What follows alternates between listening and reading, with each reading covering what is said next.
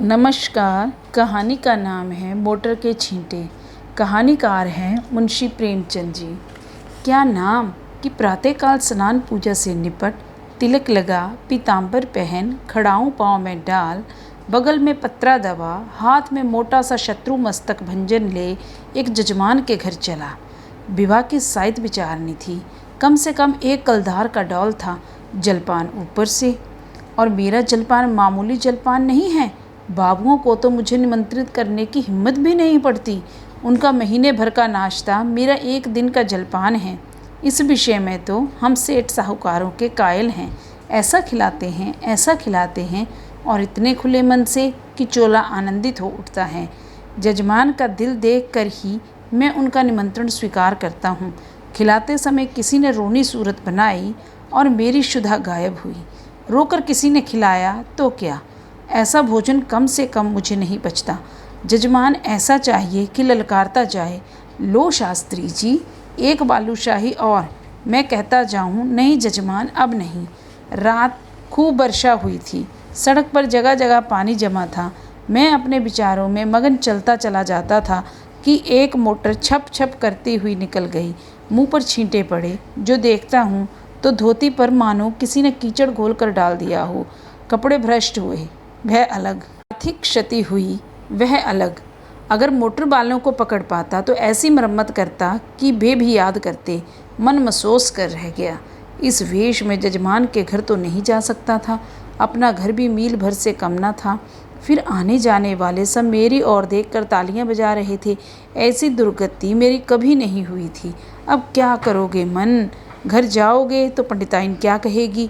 मैंने चटपट अपने कर्तव्य का निश्चय कर लिया।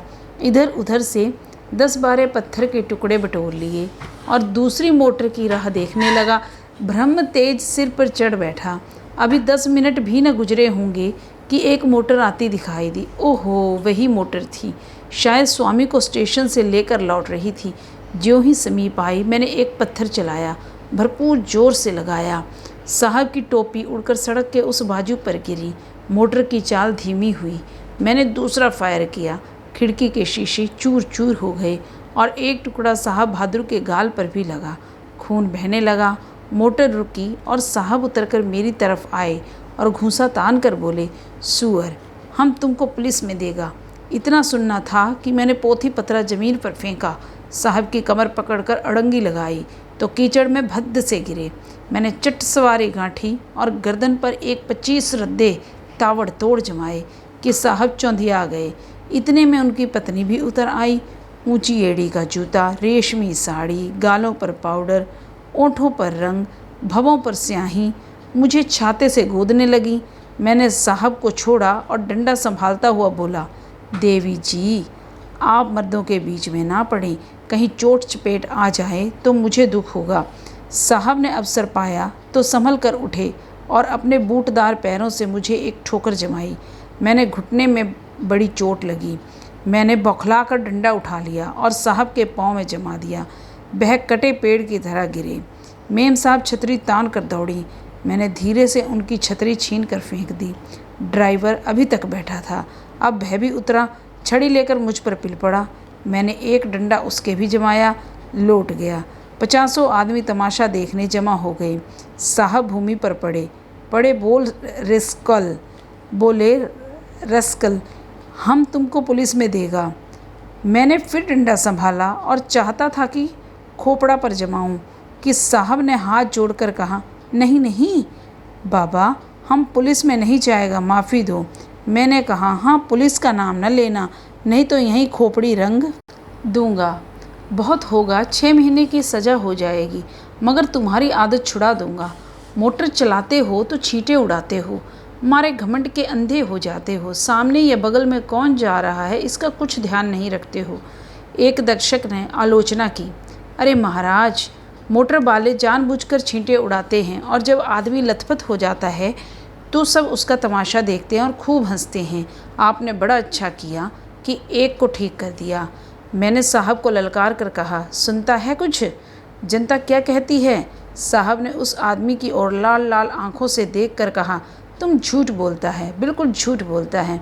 मैंने डांटा, अभी तुम्हारी हेकड़ी कम नहीं हुई आऊँ फिर और दूँ एक सोंटा कसके? साहब ने घिघियाकर कहा। अरे नहीं बाबा, सच बोलता है, सच बोलता है। अब तो खुश हुआ? दूसरा दर्शक बोला। अभी जो चाहे कह दे, लेकिन ज्यों ही गाड़ी पर बैठें फिर वही हरकत शुरू कर देंगे। गाड़ी पर बैठते ही सब अपने को नवाब का नाती समझते हैं। दूसरे महाशय बोले, इससे कहिए थूक कर चाटे। तीसरे सज्जन ने कहा, नहीं, कान पकड़कर उठाइए बिठाइए। चौथा बोला, अरे ड्राइवर को भी।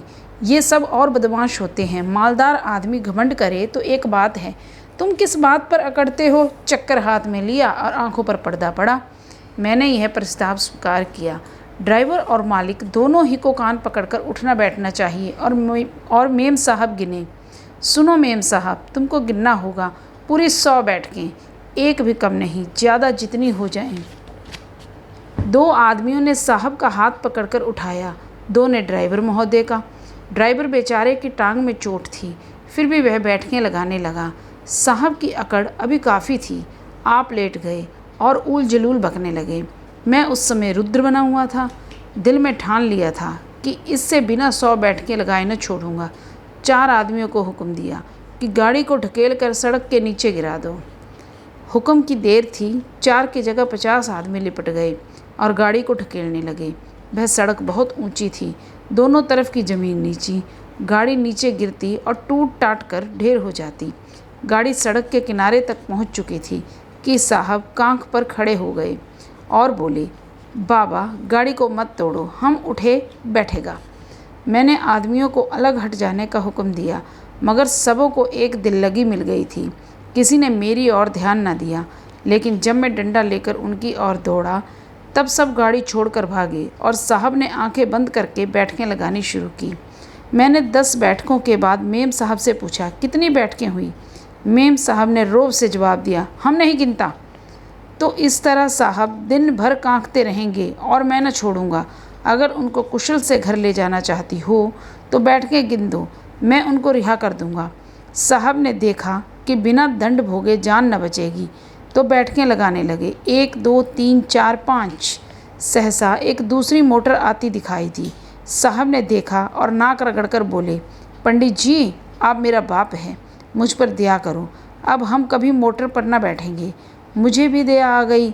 बोला, नहीं, मोटर पर बैठने से मैं नहीं रोकता, इतना ही कहता हूँ कि मोटर पर बैठकर भी आदमियों को आदमी समझो। दूसरी गाड़ी तेज चली आती थी।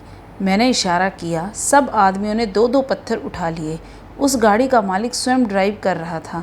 गाड़ी धीमी करके धीरे से सड़क जाना चाहता था कि मैंने बढ़कर उसके दोनों कान पकड़े और खूब जोर से हिलाकर और दोनों गालों पर एक एक पड़ाका देकर बोला, गाड़ी से छींटा ना उड़ाया करो, समझे? चुपके से चले जाओ। यह महोदय बकझक तो करते रहे, मगर 100 आदमियों को पत्थर लिए खड़ा देखा तो बिना कान पूंछ डुलाए चलते गए। उनके जाने के 1 ही मिनट बाद दूसरी गाड़ी आई। मैंने 50 आदमियों को यह रोक लेने का हुक्म दिया। गाड़ी रुक गई। मैंने उन्हें भी 4 पड़ाके देकर विदा किया, मगर यह बेचारे भले आदमी थे, मज़े से चांटे खाकर चलते हुए। सहसा एक आदमी ने कहा, पुलिस आ रही है, और सब के सब हुर्र हो गए। मैं भी सड़क के नीचे उतर गया और एक गली में जाकर घुसकर गायब हो गया।